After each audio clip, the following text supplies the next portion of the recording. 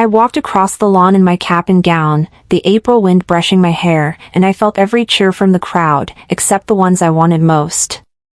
Around me, families embraced, kids held balloons, graduates hugged parents, cameras flashed, laughter echoed. I held my diploma, polished but quiet in my trembling hands, and wondered, where were they? I had earned this. Double major, full scholarship, nights working in labs and offices, every centimeter of sweat and strain had led me here. Yet there were no calls. No flowers. No one waiting at the steps for me. My phone buzzed once, then died. The stage behind me glinted under the afternoon sun, but I felt invisible. After the ceremony, walking down the steps, my phone chimed. A text from Mom, hope it went well. We couldn't make it. Something came up. No congratulations. No love. Just platitude. My pulse went soft. I had expected this, in a way more painful than surprise. I tapped call back. No answer. Earlier that week, I reminded her, graduation is May 3rd, you all coming? She said, of course. I trusted it then. Now I understood trusting them was its own betrayal. My memory drifted, my brother's high school graduation fate, his tux, the crowd. I wasn't there. My 18th birthday, a whisper in a busy night. My science fair win, applause in a vacant room. Over years, I promised myself, if I ever made it, I'd applaud me harder than anyone ever did. Back at my apartment later that evening, I sat across from a takeout tray. Alone. I told myself, congrats, Dr. Larrabee. Steak for one. A hollow joke. My eyes drifted to a picture frame, empty. My father gave it in high school. It never held my face in it. I stood, looked in the mirror, held my gaze. Next time, I said, voice low, they'll have to look up to me. I didn't throw my graduation cap. I didn't even keep it. I tossed it in the back of my closet, under a stack of job applications. For weeks, that's all I did, send resumes, fill out cover letters, tweak bullet points about leadership and efficiency. But it wasn't just a job search. It was revenge. Not the screaming kind. Mine was quiet. Methodical. Cold. Every click, every application, was my answer to the silence they gave me. I wasn't looking for approval, I was building distance. If they won't see my degree, I said out loud one morning, the world damn well will. I didn't bother with entry level. I reached high, strategic analyst, product lead, associate director. If they thought I didn't deserve a celebration, I'd force them to hear about me through headlines. I'd sit on the edge of my bed, hunched over the screen, scanning job descriptions like I was scanning enemy plans. One by one, I hit submit. And with each click, something inside me locked into place. It wasn't anger anymore. It was focus. Sharp, bladed focus. Late one evening, when the sky turned that hot orange only Texas summers give you, I was scrolling through Instagram, just to kill time. There it was. My brother, arms raised like a conquering hero, flanked by our parents, smiling, sun-kissed, on the porch of a beach house. His wife tagged it, family trip for John's big promotion. Couldn't be prouder. I stared at the photo longer than I should have. Not a single word to me. I opened the family group chat. They'd planned this weeks ago. Dozens of messages. Photos of rental listings, flight times, menus. My name never came up. Not once. No rage. No tears. Just a breath. I stared at that thread, thumb hovering. Then I deleted the entire chat. Gone. If they won't include me in the picture, I said softly, I'll build my own frame. 2 mornings later, I checked my email while reheating leftover rice and eggs. Subject, referral opportunity, early stage startup interview request. At first, I thought it was spam. But the sender? A real startup. One with venture capital traction. And the reason? Attached to the email was a note from Mr. Kenley, my old college advisor. I hadn't spoken to him since fall. Quiet man. Used to leave notes on graded papers like, dig deeper, there's more in you. His referral read, she's the quiet kind of brilliant that founders overlook and regret later. I sat down, hard. It felt like air rushed into a room that had been sealed shut for years. It wasn't family. It wasn't noise. It was someone seeing me. I accepted the interview immediately. No hesitation. The office was downtown, glass walls and leather chairs. It smelled like ambition. I walked in, blazer too tight from dust, resume crisp in my hands. They didn't offer me water. I didn't need it. I looked them straight in the eye. I won't waste your time, I said. What I lack in pedigree, I make up for in outcome. They blinked. Nodded. Took notes. By the end, they asked for references. I handed them over without flinching. When I stepped outside, I didn't smile. But I stood straighter. Back at home, I passed the photo frame again. Still empty. Still waiting. I touched the corner. Someday, I thought. Not today. But soon. That night, I opened a new savings account. Named it Legacy. Then I started researching. Private aviation. Charter trends. Market gaps. I didn't even realize it was midnight until my screen dimmed from inactivity. I didn't feel tired. I felt certain. I no longer waited for a seat at their table, I started building the jet. I woke up to a brown envelope on the kitchen counter, stamp faded, with my name hand-printed on the front. It landed in my P.O. box yesterday afternoon, but I didn't open it then. Now, sneaking past sunlight filtering through blinds, I trace the edges. Trust documents. Amendments. Names crossed out, the list of beneficiaries. My name was missing. I held the paper in both hands, scanning line after line. How long had they been rewriting me out of their story? My heart trembled, not with surprise, but with a cold awareness.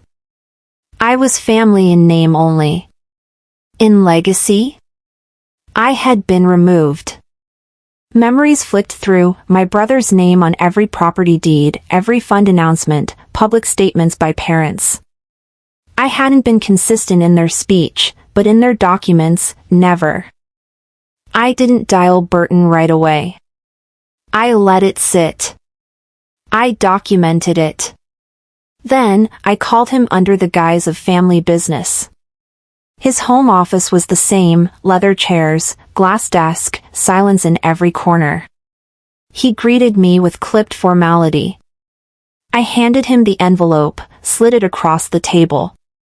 He paused. Then said, "That's outdated. Not relevant to current structure." He leaned back, steepling his fingers, eyes carefully cool. I asked him, why exclude me from what's supposed to be shared? The pause dripped guilt.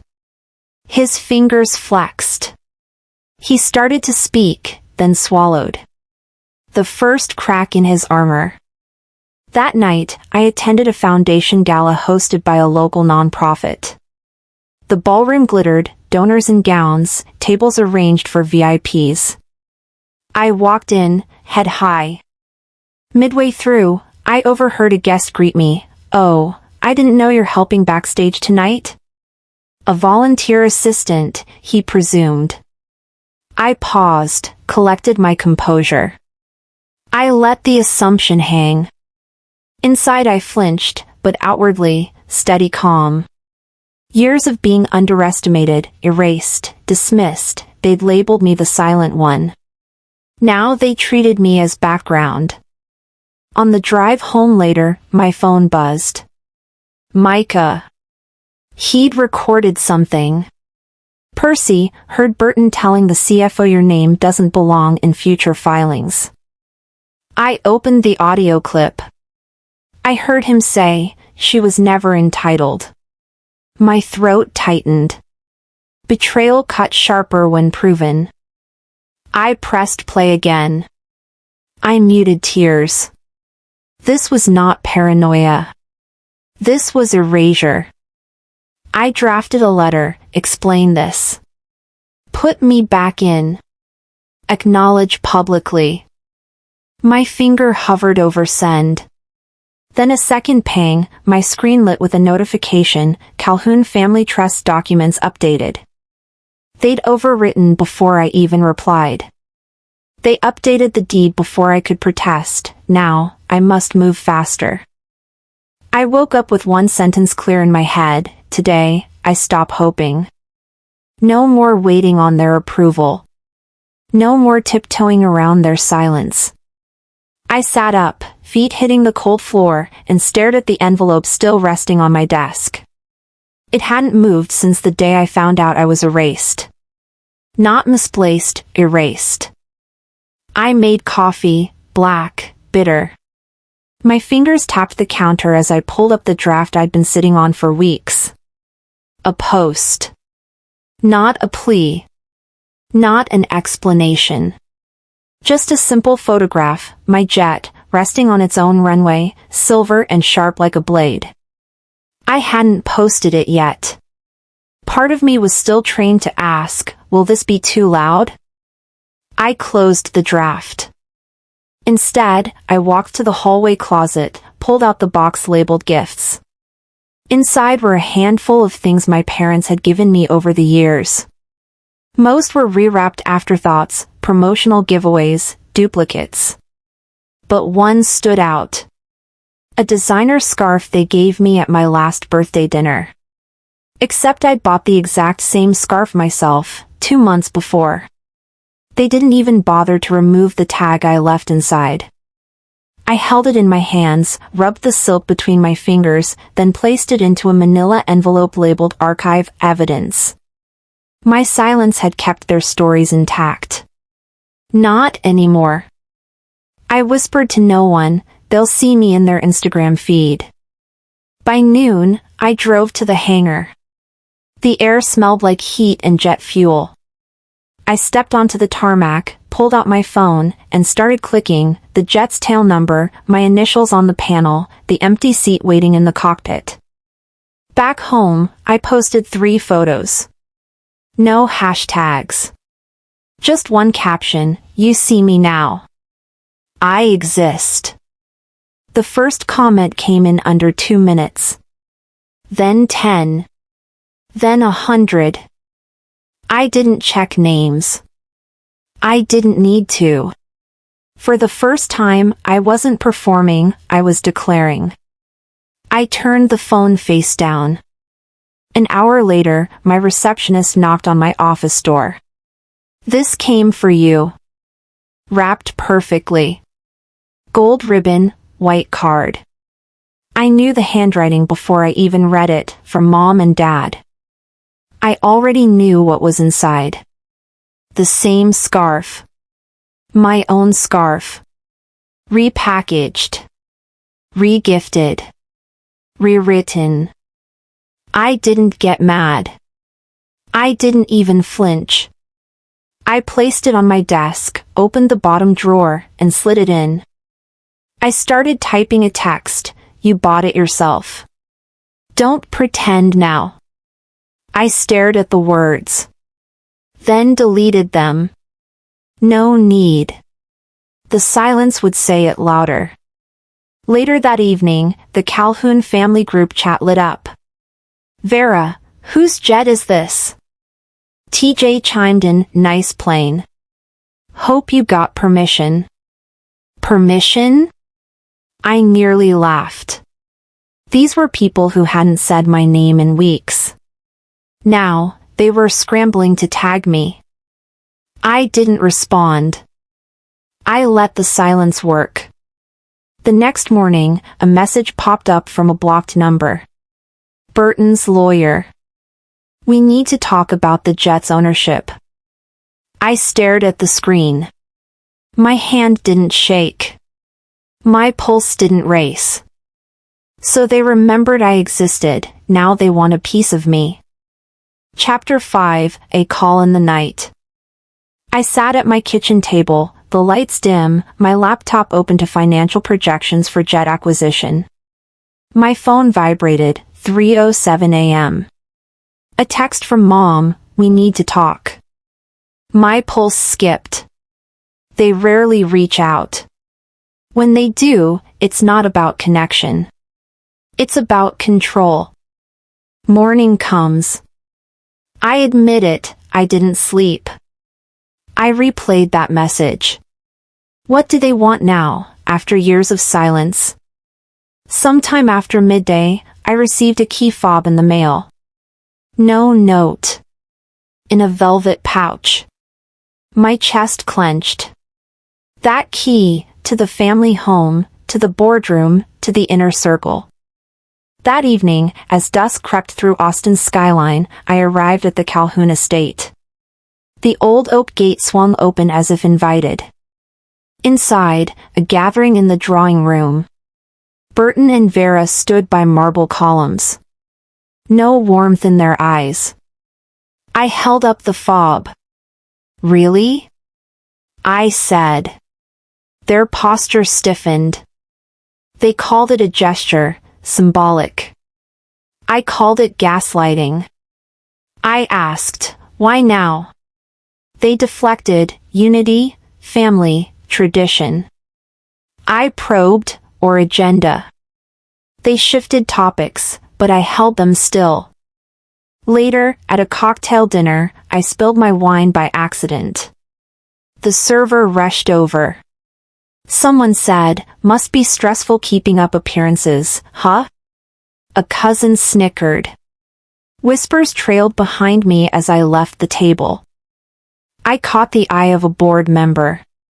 He nodded. My message was received. On my way out, I saw a framed photo, me as a teenager, flanked by my brother and parents. The frame was crooked. My image faded. They never hung that photo straight. Back in my car, I retrieved the key fob. I slid it into my pocket. At 2 a.m., silence stretched until my phone lit up again. Text from Vera, "Let's meet. Tomorrow." I stared at it a long moment before typing, "Only if we speak in truth this time."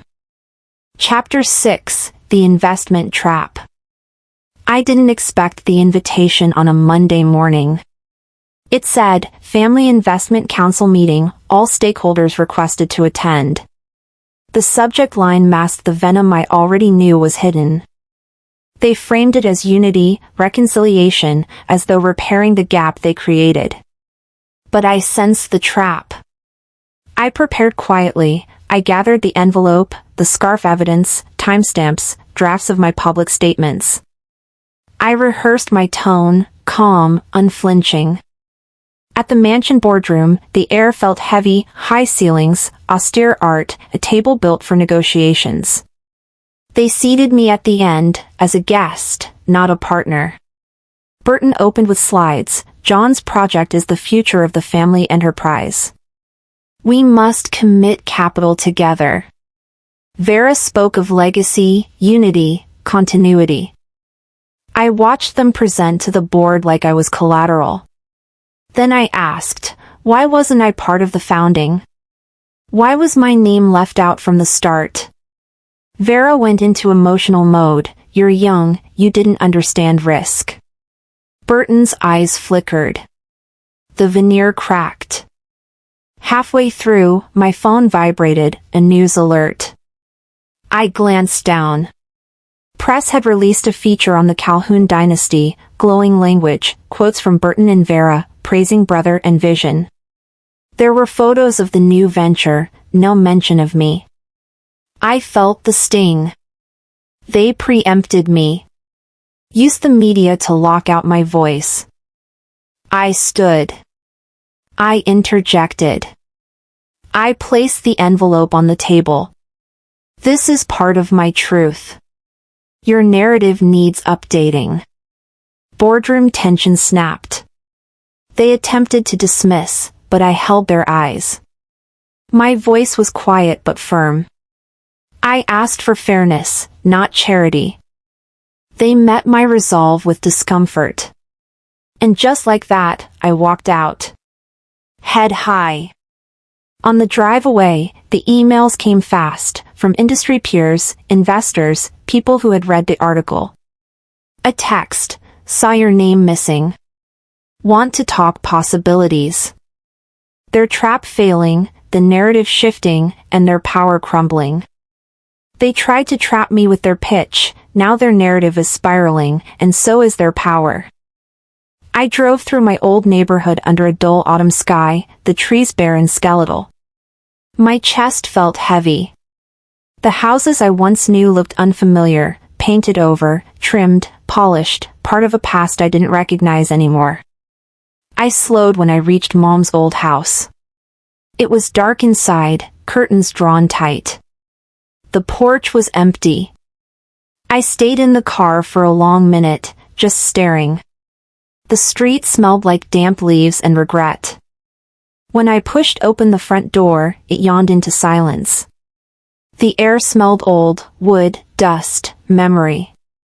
I crossed the living room and stepped into the hallway. Shadows lay across the walls where my childhood drawings once hung. At the end, my old bedroom. The door was cracked. Inside, the desk still stood.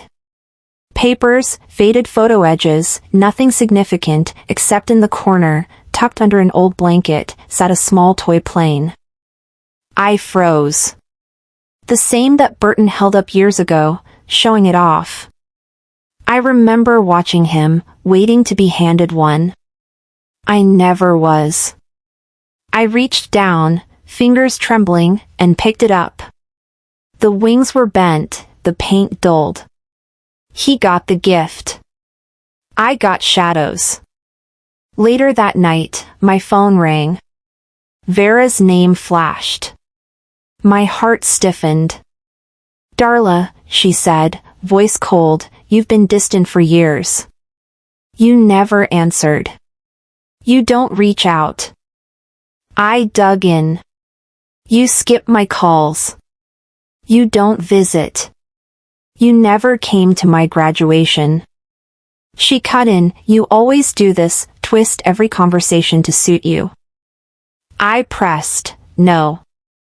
I remember. You were never interested until it suited you. She scoffed.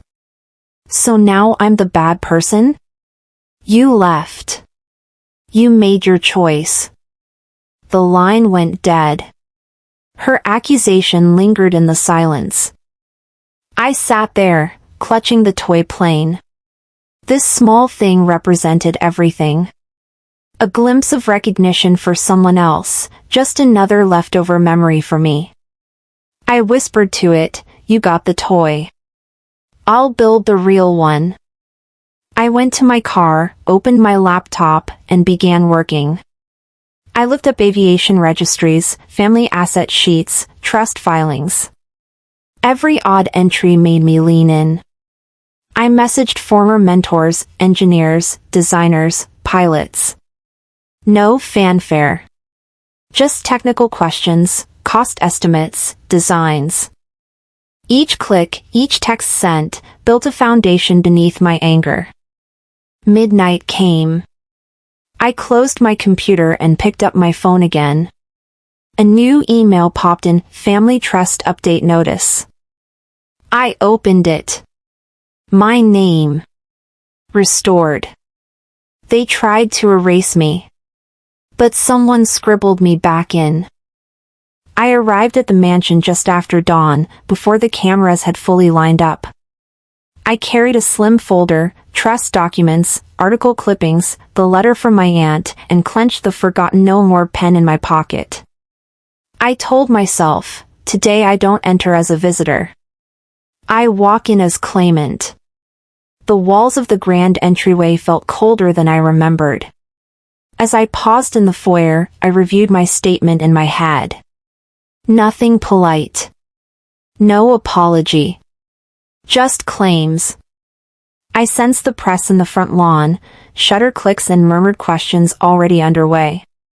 My heart pounded. My voice steadied itself. In the main hall, photographers filed in like vultures. Vera stepped up to a podium, her composure perfect. She spoke about family heritage, continuity, shared legacy. The words felt hollow. I raised a hand. Someone glanced. I asked permission to speak. Silence answered. They shifted.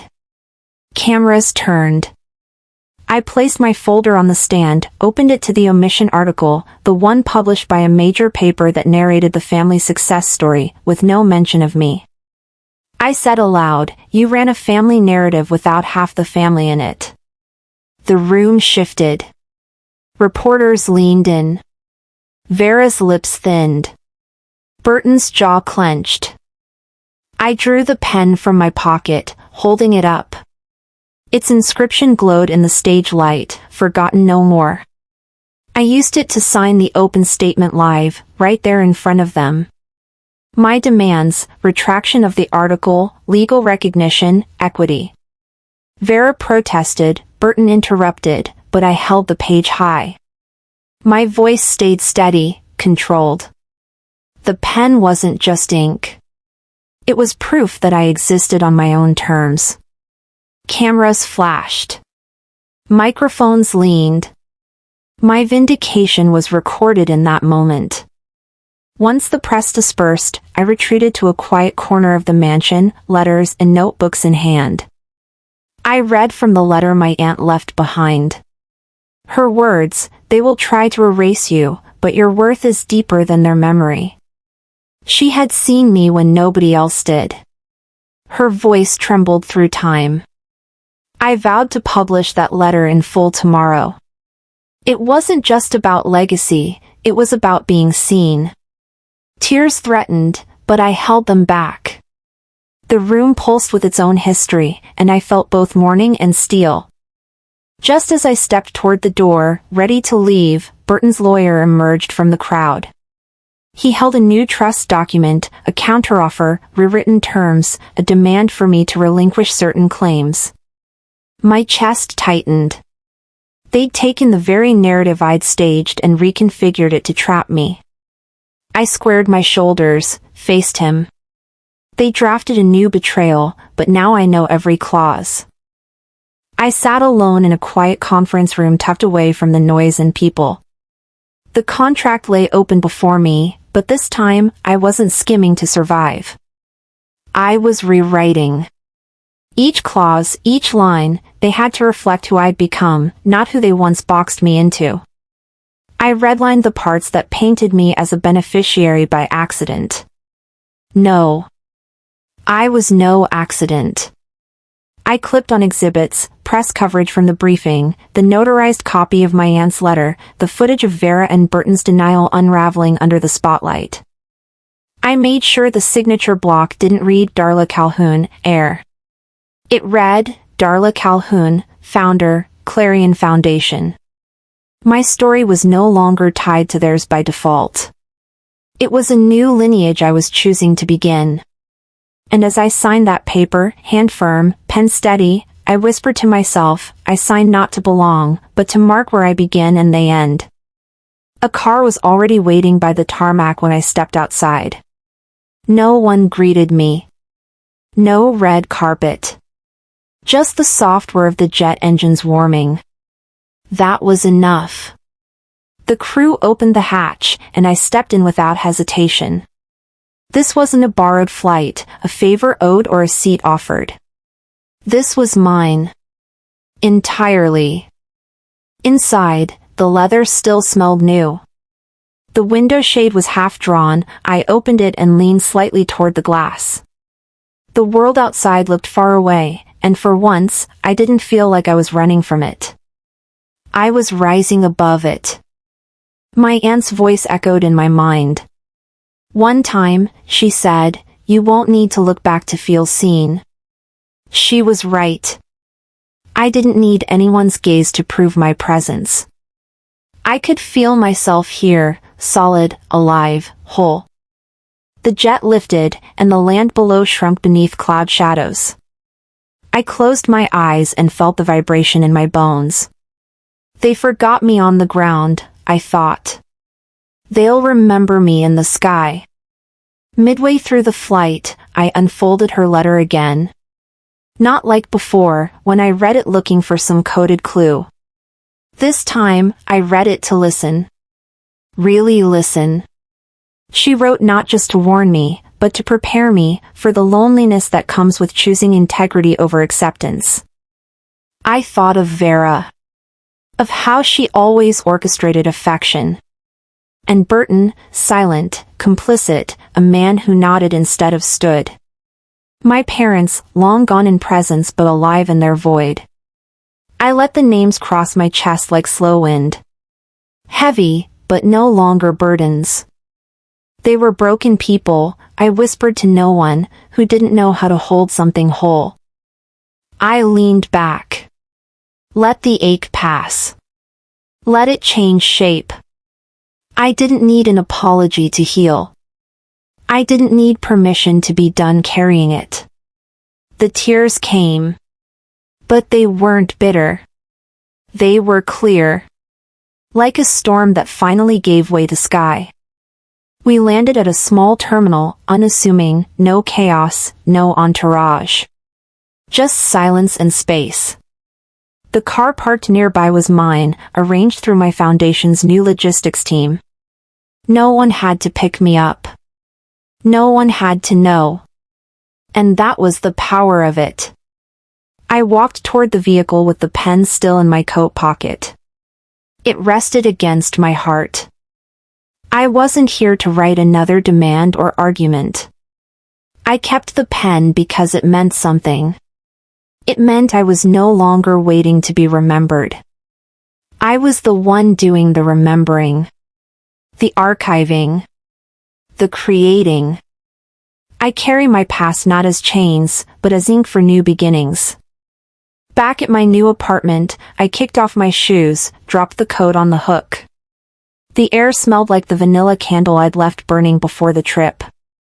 I poured a glass of water. Checked my phone, no new messages.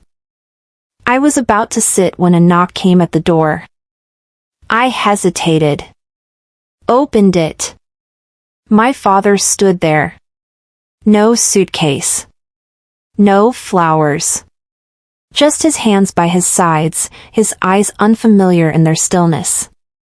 He didn't say a word, but this time, he showed up.